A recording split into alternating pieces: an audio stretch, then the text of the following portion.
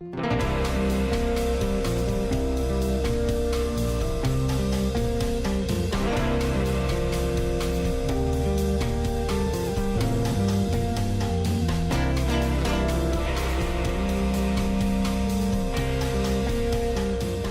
many of you have ever received unfair treatment? Jesus said it is impossible that no offenses should come. Do you have the right to be offended? Offense is a snare, a trap. An offense is the bait of Satan. The bait of Satan.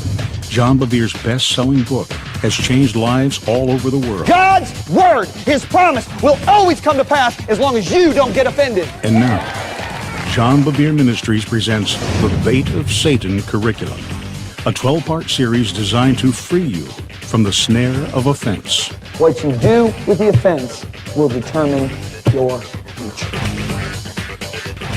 Isaías 28. Hoje, para a lição 6, eu quero ler apenas um versículo. Quero ler o verso 16 de Isaías 28. Portanto, assim diz o Senhor Deus: Eis que eu ponho em Sião uma pedra para uma fundação. Repita, fundação. Uma pedra provada. Uma preciosa pedra angular. Uma fundação garantida. Todo aquele que crer não vai agir precipitadamente. Repita, todo aquele que crer não vai agir precipitadamente. Na última sessão, falamos sobre a diferença entre agir e reagir. Se você se lembrar, eu falei que os pilotos, quando estão em condições severas, quando o avião está com problemas, eles agem porque foram treinados e armados para isso. Passageiros, por outro lado, vão reagir, gritar e entrar em pânico.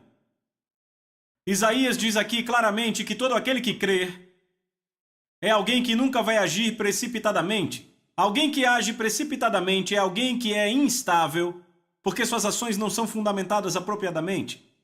Veja, instabilidade não é uma coisa boa. Quantos sabem disso? Vale para uma casa natural, vale para nossas vidas. Precisamos de uma fundação sólida, amém?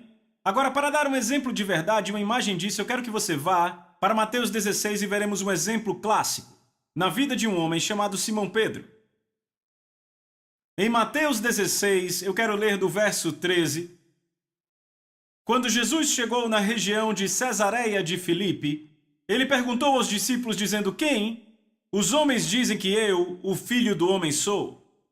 Então agora, Jesus faz o que ele faz muito bem sempre, ele vai localizar o coração das pessoas com uma pergunta. Ele olha para os discípulos e diz: Ei, quem eles dizem que eu sou, caras? Quem estão dizendo que eu sou? E então as respostas vêm por todo lado. Verso 14. Então disseram: Bem, alguns dizem João Batista. Então o outro falou e disse: Alguns dizem Elias. Então outro cara disse: Bem, estão dizendo que você é Jeremias ou outro profeta. Então esses caras, esses discípulos começam a jogar todas as opiniões populares sobre quem Jesus é. Certamente Mateus falou, Filipe falou, Bartolomeu falou, todos falaram. Esse grupo diz isso, esse outro grupo diz isso, os judeus dizem isso, os fariseus dizem isso e também falam isso. E eles falam tudo isso, Jesus espera eles terminarem. E ele olha para eles e no próximo verso, e ele diz a eles: Mas quem vocês dizem que eu sou? Eu amo isso. Eles tinham esgotado o que todos diziam, e então Jesus olha bem para eles e pergunta: Mas quem vocês dizem que eu sou? Não importa o que disse esse grupo ou aquele, quem vocês dizem que eu sou? E de repente, eles deixam todas as opiniões externas de fora e ficam meio que com a boca aberta. Estão comigo? Mas Simão Pedro então abre sua boca e veja o que ele diz. Verso 16. Simão Pedro respondeu e disse: Tu és o Cristo, o Filho do Deus vivo. Então da boca de Simão Pedro sai a declaração: Tu és o Cristo, é o Senhor, és o Filho do Deus vivo. Agora veja o que Jesus disse. Verso 17.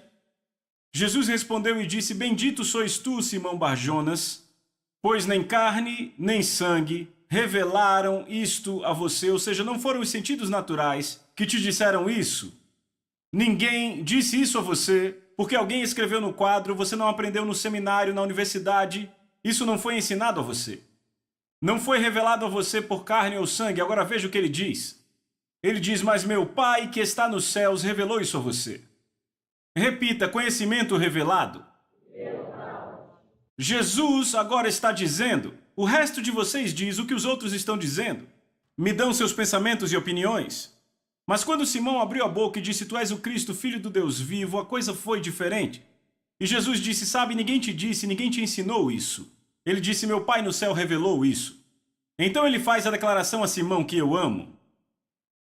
Verso 18, ele diz, e eu também digo a você que você é Pedro.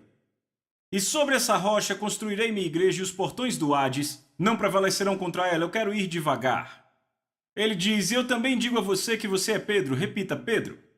Agora, Pedro vem da palavra grega Petros, que simplesmente quer dizer uma pedra. Repita, pedra. Agora, a palavra Simão, por outro lado, vem de uma palavra grega que quer dizer ouvir. Em outras palavras, seu nome significava que você era um ouvinte, mas agora eu te chamo assim. Você é uma pedra, uma rocha.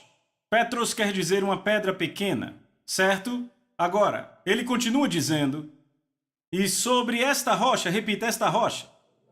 Agora, essa palavra grega é uma palavra totalmente diferente, é a palavra Petra, P-E-T-R-A, que quer dizer uma rocha massiva e enorme.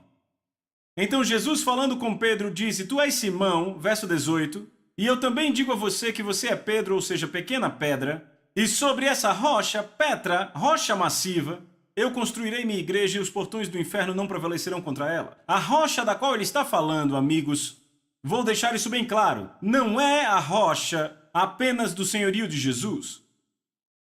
Veja, eu não quero entristecer ninguém, eu quero que você entenda bem isso aqui. É claro que ele é a rocha fundamental. É a pedra angular da igreja. No entanto, ele é a palavra viva de Deus. Ele é a palavra feita carne. Estão comigo? Agora, não é a palavra escrita que nos muda. A palavra escrita pode ser ensinada e comunicada a nossos sentidos. Estão comigo? O que Jesus está dizendo, a rocha sobre a qual edificarei minha igreja, é a palavra revelada de Deus. Estão comigo? Deixe-me dar um exemplo. Quando eu prego, eu digo isso com frequência às pessoas. Não fique apenas fazendo anotações de tudo o que eu digo. Ao invés disso, ouça a voz dentro da minha voz. Estão comigo? Esta é a voz do Espírito Santo. A beleza do ministério é essa. Aqui estou eu pregando para quantos? 1.200, 1.500 pessoas, certo? Estou pregando uma mensagem para 1.300, mas ouça, ela está sendo ouvida de 1.300 formas diferentes. Se você tiver fome, porque o Espírito Santo está explodindo coisas diferentes em cada um aqui. Eu já estive em cultos onde um homem está pregando e as palavras exatas que ele diz surgem como uma bomba dentro de mim. Isso é conhecimento revelado. Não são mais as palavras dele, agora foram reveladas a mim. Foi a revelação do Espírito de Deus para mim. Sobre isso ele edifica a igreja. Eu também já estive em cultos antes e há um homem ou uma mulher pregando e eles estão falando sobre algo e de repente o Espírito usa isso para explodir outra coisa totalmente diferente do que eles falam dentro de mim. Eles podem ir em uma direção, mas de repente uma explosão me leva para outra direção. Isso é conhecimento revelado. Você não ouve, por assim dizer, com seus ouvidos naturais, mas com os espirituais. Você não viu com seus olhos físicos, viu com os olhos do Espírito. Foi por isso que Jesus disse, Tomé, você me viu, mas mais bem-aventurado é aquele que não viu e creu. O que ele estava simplesmente dizendo a Tomé era, o conhecimento revelado é mais poderoso e duradouro que o conhecimento pelos sentidos. Você tocou fisicamente os furos nas minhas mãos e pôs sua mão do meu lado, mas não é isso que vai fazer com que você seja estável. O que vai fazer você ficar estável é o quê? O conhecimento revelado de Deus. Estão comigo? Sabe, quando você olha para o jardim, quando você vê Adão e Eva, eu acho isso fantástico. Deus diz a Adão, você pode comer de toda a fruta no jardim, menos da fruta da árvore do conhecimento do bem e do mal, não é? Bem, quando a serpente vem para Eva, eu acho isso fantástico. A serpente diz a Eva, você não pode comer de toda a árvore no jardim, não é? Ela diz, bem, ela vai dizendo, não podemos. Ela disse, não podemos comer ou tocar na árvore do conhecimento do bem e do mal. Bem, primeiro o que você vê em Eva é muito mais conhecimento comunicado do que conhecimento revelado. Primeiro ela diz, não podemos, King James. Bem, isso soa como regra, não é?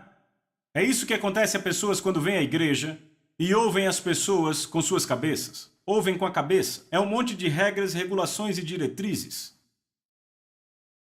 Estão comigo? Eu posso fazer isso, aquilo não. Posso fazer isso, aquilo não. E quando você ouve as palavras de Eva, se você voltar, é mais ou menos a mesma coisa que acontece. É muito óbvio que ela não perguntou ao Senhor. É óbvio porque quando Deus deu o comando, Eva ainda não estava ali. É muito óbvio que um dia Adão e Eva estavam passeando e Adão basicamente deve ter dito: o Senhor disse para não tocar nessa árvore. E agora era um conhecimento comunicado, não um conhecimento revelado. Não foi algo que ela ouviu da palavra de Deus. Ela provavelmente não perguntou ao Senhor, nem buscou ao Senhor por esse conhecimento revelado. Entendem isso? Então, quando o inimigo veio, ele facilmente conseguiu pegá-la. Porque não era conhecimento revelado. Deixe-me fazer uma declaração. Você pode pegar um homem que tem uma palavra de conhecimento revelado no Espírito e pegar outro homem que tem a Bíblia inteira memorizada. Esse homem com apenas uma palavra de conhecimento revelado sobre o Senhor vai permanecer mais do que aquele que memorizou a Bíblia, mas não tem conhecimento revelado.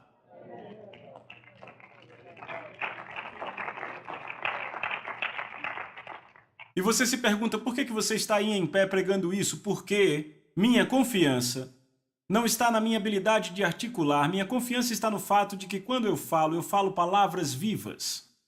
Palavras que dão vida do Espírito Santo para os que estão famintos, que pegam e explodem aquilo que precisam, e isso causa mudança em nossos seres. Isso é parte do processo, é como funciona. Estão comigo? E alguém pode perguntar, por que eu devo ir à igreja? Bem, porque aí há unção coletiva e é onde esse conhecimento revelado explode. Eu descobri uma coisa fantástica para mim. Eu consigo ir para uma igreja, posso ir para uma conferência e posso pregar uma mensagem e uma pessoa sentada ali vai embora com a sua vida absolutamente transformada, enquanto a outra pessoa sentada do lado diz: demorou um pouco e falou alto demais. Ambos receberam a mesma informação, mas um homem estava faminto e o outro não estava. Veja, o conhecimento revelado vem para aqueles que estão extremamente famintos. Se olharmos para Pedro, ele era aquele que constantemente fazia perguntas, constantemente falava, falando quase fora do tempo, fazendo um monte de coisas bobas, mas a questão é que, ouça, além de tudo isso, ele tinha uma fome absoluta e intensa. Deus é atraído pela fome. Para ser muito honesto com vocês, o nível da sua fome indica quão saudável você é. Sabe, olhem para o natural, pessoal. Qual a indicação que alguém está doente? Eles perdem o apetite? Ou seja, alguém aqui já teve um resfriado? Levante a mão. Certo, quando você pegou um resfriado, você queria comer? Não, sabe, comer um pedaço de carne estando resfriado é tão bom quanto comer grama. Você não tem apetite? Pessoas que têm câncer chegam a perder 20 e 30 quilos. Por quê? Porque não têm apetite, estão doentes. Um sinal de que a pessoa está doente é perder o apetite. Na verdade, é o primeiro sinal. Estão comigo? O sinal de saúde é um apetite forte. E o mesmo vale para o espiritual. Deus é atraído pela fome. Veja, o ato de se desviar não começa quando o cara se encontra na cama com uma mulher estranha com quem ele não casou, certo? Aconteceu meses ou anos antes, quando ele perdeu a sua paixão por Deus. Quando a fome começa a definhar, e agora o futebol é mais empolgante do que ouvir a palavra do Senhor. Dormir aos domingos passa a ser muito melhor do que buscar a Deus. Deixa eu te dizer, eu vou ser honesto. Meus olhos se abrem todo dia entre 4h30 e 5h30 da manhã. Toda manhã meus olhos se abrem assim e eu pulo da cama porque para mim é a parte mais empolgante do dia. A parte mais empolgante do meu dia é ir para fora, ficar sozinho no escuro, numa escola vizinha à nossa casa, e quando eu vou para o estacionamento dela e oro, eu amo. É a minha hora favorita no dia, porque eu tenho fome por ele e sei que ele é atraído pela minha fome, então simplesmente eu vou. Eu sei que quando eu chamo o nome dele, ele vem. Estão comigo? E Deus é atraído por essa fome. É aí que o conhecimento revelado vai abundar. Em atmosferas com essa fome. Por isso é tão divertido ensinar a essa igreja. Porque quando eu chego a essa igreja descubro que todos têm fome. alguns mal se contêm sentados, deixam um bloquinho de lado e sabem, vocês não escrevem tudo o que eu digo, eu olho para vocês, uau, e depois vão escrevendo. O que é isso? Foi algo que explodiu dentro de vocês e é algo que ninguém pode tirar de vocês. Porque quando Deus revela algo a você, ninguém pode tirar isso da sua vida.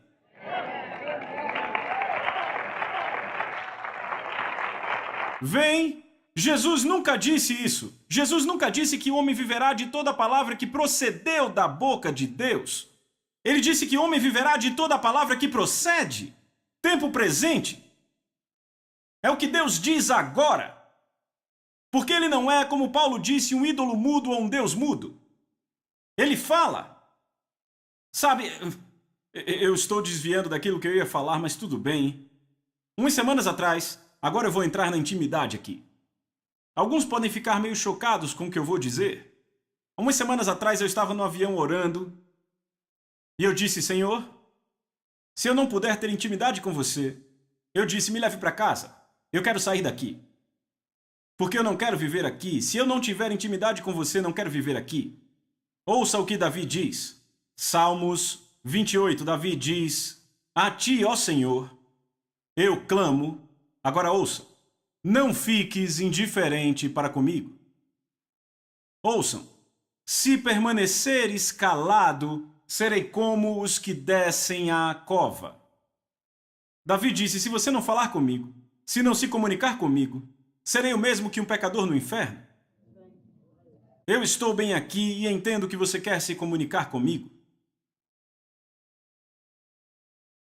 Outra vez, nessa mesma época, eu estava dirigindo na estrada. O Espírito falou comigo e disse, encoste. Encoste. Eu disse, ok, já aprendi, quando Deus diz algo, eu faço. E havia uma área de descanso perto de onde eu passava e eu encostei. Assim que eu obedeci, veja, isso é fantástico. Quando a sarça ardente queimava, Moisés disse, eu vou me virar e ver essa grande visão. Ele estava ocupado cuidando do rebanho. Mas quando ele percebeu que Deus estava se movendo, ele disse, ei, esqueça isso, eu vou me virar. E sabe o que a Bíblia diz? Quando Deus viu que ele tinha se virado, então falou com ele. Se você não se virar, Deus não vai falar. Quando eu encostei na área de descanso, o Espírito Santo falou comigo assim. Ele disse, filho, eu te disse para orar sem cessar. Eu disse, sim, Senhor, disse. Ele disse, filho, a oração não é um monólogo, é um diálogo. Não é uma conversa de mão única, é uma conversa de mão dupla. Eu disse, sim, Senhor, eu sei. Ele disse, filho, então se eu digo para orar sem cessar, quer dizer que eu me comunico sem cessar. E eu, uau! Agora ouçam, pode nem sempre ser uma voz. Quantos aqui sabem que a minha esposa pode olhar para mim de um jeito e eu conseguirei escrever 3 páginas só com aquela olhada? Ela está se comunicando comigo sem dizer uma palavra e é bastante comunicação, entendem o que eu digo? Entendem? Este é o ponto, você percebeu isso? É assim que ele vai se comunicar conosco. Pode não ser uma palavra dentro do nosso coração, mas ele quer se comunicar conosco. Estão comigo? Esse é o tanto que ele nos deseja. Agora, isso era do que Pedro tinha fome. Você vê que Pedro era mais faminto que todos os outros caras. Ele era o cara que dizia, ei, eu quero andar sobre a água. Sabe, todos põem Pedro para baixo.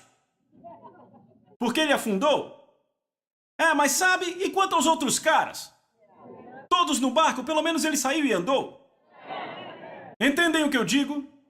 Este é o tipo de fome que aquele cara tinha e Deus é atraído por isso.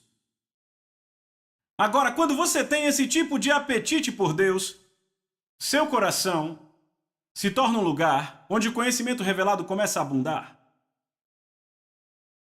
Agora, isso não só se aplica às Escrituras, se aplica à comunicação de Deus com as nossas vidas.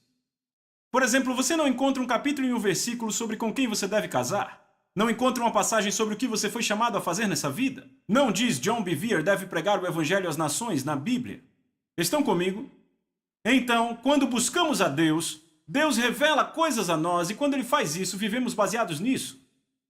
Deixe-me dar um exemplo. Quando eu era pastor de jovens, eu me lembro num domingo à noite, minha secretária estava em serviço e eu também, e ela estava namorando com esse cara e era como 2 pombinhos, sabem? E receberam a profecia de um ministro que deveriam casar. E todos se pronunciaram, era uma igreja grande, mas a maioria sabia porque eles trabalhavam na equipe. E todos, todo mundo empolgado. E ela veio flutuando pro escritório no dia seguinte, ok? Pastor John, eu estou tão empolgada, você casaria eu e o Mike? Eu disse, bem, sim, eu adoraria casar vocês, só precisam passar pelo aconselhamento. Ela disse, claro, e eu lembro do primeiro aconselhamento. Eu fiquei desconfortável no espírito. Sabe, algo estava errado. E eu não conseguia entender, e eu aprendi a continuar andando até que Deus te mostre. E então, quando entraram no meu escritório, a primeira coisa que eu disse foi, querida, deixa eu perguntar.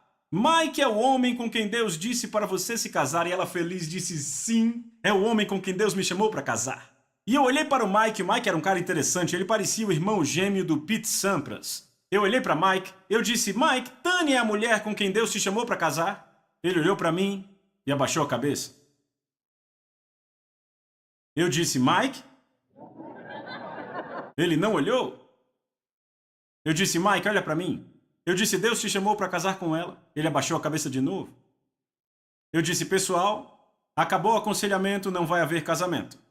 Eu disse, não há como eu casar vocês dois se você não sabe se esta é a mulher com quem Deus te chamou para casar. Eu disse, porque quando a primeira tempestade chegar no casamento de vocês, e acredite, vai chegar, a primeira coisa em que vocês vão pensar, bem, será que o cara errou na profecia? Eu deveria ter casado com essa mulher, blá, blá, blá, e não haverá estabilidade. Sabe, vocês podem sair daqui ao fim da discussão. Ela ficou com raiva de mim. Mas, sabe, a semana seguinte foi bem desconfortável com a minha secretária. Eu nunca vou esquecer. Então, 3 semanas se passam, e ela chega radiante no meu escritório com ele e pergunta, podemos falar com você? Eu disse, claro, tudo bem. Entro no meu escritório, e assim que entro, eu olhei para ele, Mike, foi essa mulher com quem Deus te chamou para casar? E ele disse, sim, senhor, com ela mesma. E eu disse, então vamos adiante. E sabe, casaram, têm uma linda criança, estão muito bem agora. Por quê? Porque eles ouçam. Construam sua vida no conhecimento revelado. E alguns dizem, eu casei antes de ser salvo. Tudo bem, continue casado, continuem juntos, certo? A Bíblia diz isso especificamente, entendem? Mas o que eu estou dizendo é que quando você vai para o emprego, uma carreira, quando você entra, sabe, naquilo que você foi chamado para fazer num casamento, você tem que ter essa palavra revelada. Isso traz estabilidade à sua vida. E essa estabilidade impede que você o quê? Fique ofendido. Porque outras, como a semente lançada em terreno pedregoso, ouvem a palavra de Deus e logo a recebem com alegria. Mas não tem raiz em si mesmas. Amigos, o que é raiz? Em outras palavras, a palavra para raiz é fundação. Certo? Repita, fundação. Elas não têm fundação. Permanecem por pouco tempo. Quando surge alguma tribulação ou perseguição, por causa da palavra, logo estão ofendidos. Entendem isso? O que Jesus disse? Ele disse, vejam, ele disse, aqui está o cara que construiu sua casa na areia e aqui está o cara que construiu sobre a rocha. Sabe o que é impressionante? Você pode construir uma casa de 5 andares, belíssima, na areia. E você pode construir uma cabana sobre a rocha. E enquanto o sol está brilhando, sabe, a bela casa de 5 andares é muito superior à cabaninha na rocha. Mas quando o furacão vem, quanto maior é a queda. E de repente você olha e a cabaninha suportou a tempestade porque é construída sobre a rocha. A palavra revelada. Pessoas que buscam a Deus para construírem suas vidas com o que Ele falou aos seus corações são pessoas que não agem apressadamente. Evangelho de João, capítulo 6. Eu quero mostrar a vocês a estabilidade de construir a sua vida sobre a rocha. Estão prontos? Agora, no ministério de Jesus, vocês vão descobrir em João capítulo 5, 16, os líderes religiosos queriam matar ele. Veja, quando querem matar seu chefe, você está incluído. Então tudo estava meio instável para esses caras, para os discípulos. Mas então, em João capítulo 6, verso 15, estavam tão felizes com Jesus que queriam fazer dele um rei. E quando queriam fazer dele um rei, sabe o que ele fez? Saiu da cidade. É impressionante. E os discípulos disseram, peraí, queriam te matar no capítulo passado. E agora nesse capítulo querem te fazer rei e você foge. Você deveria ser o Messias, deveria estabelecer o seu reino. O que você está fazendo? As coisas começavam a se abalar aqui, ok? Então chegamos a João capítulo 6. E agora Jesus começa a pregar, sabe, coisas que realmente são bem difíceis. Sabe, palavras duras. Porque ele faz uma declaração em João capítulo 6. Ele disse, a não ser que vocês comam minha carne e bebam meu sangue, não terão nada comigo. Sabe, essa é uma declaração realmente forte. Veja João capítulo 6, verso 60. Desta forma, muitos discípulos, quando ouviram isso, ouviram o quê? Quando ele disse, se não comerem minha carne e beberem meu sangue, não terão parte comigo. Quando muitos dos seus discípulos ouviram isso, disseram, dura esta palavra, quem pode entendê-la? Verso 61. Quando Jesus soube dentro de si que seus discípulos reclamavam sobre isso, ele disse, isso ofende vocês? Vê isso? Eu amo isso, sabe? Quantos pregadores hoje diluem, tentam deixar mais fácil. Jesus diz, isso ofende vocês, sabe o que ele fez? Ele pregou mais forte. Olha para eles e diz, isso ofende vocês, e ele vai mais fundo. Então vejam isso, vejam o versículo 66. Daquela hora em diante, vamos ver do versículo 64, que também é muito bom. Ele disse, mas há alguns de vocês que não creem. Agora ele estava escancarando. Pois Jesus sabia desde o começo quem eram os que não criam e quem o trairia. Então ele sabia tanto quem não cria quanto quem o trairia. 65, e prosseguiu, é por isso que eu lhes disse que ninguém pode vir a mim, a não ser que isto lhe seja dado pelo Pai. 66, daquela hora em diante, muitos dos seus discípulos voltaram para trás e não andaram mais com ele. A palavra grega aí para muitos é uma parte muito grande. Agora olhe para mim, você imagina metade da equipe indo embora? Pense aí sobre isso. Quantos pregadores diriam à outra metade, pessoal, perdemos metade da equipe? Precisamos apertar os cintos. O nosso suporte acabou de diminuir, vocês vão ter que trabalhar dobrado. Certo? Mas veja o que ele fez ao invés disso. Vá para o verso 67. Jesus disse aos 12, vocês também querem ir embora? Ou seja, ele olha para os outros e diz, vocês vão também? Mas veja quem fala. 68. Mas Simão Pedro respondeu, foi ele que falou, Senhor, para quem deveremos ir? Você tem as palavras de vida eterna. Em outras palavras, Pedro está dizendo, eu também não gosto muito do que você está falando, mas... Veja isso, verso 69. Também viemos a crer e saber que tu és o Cristo, o Filho do Deus vivo. O que os impediu de ir embora? O conhecimento revelado.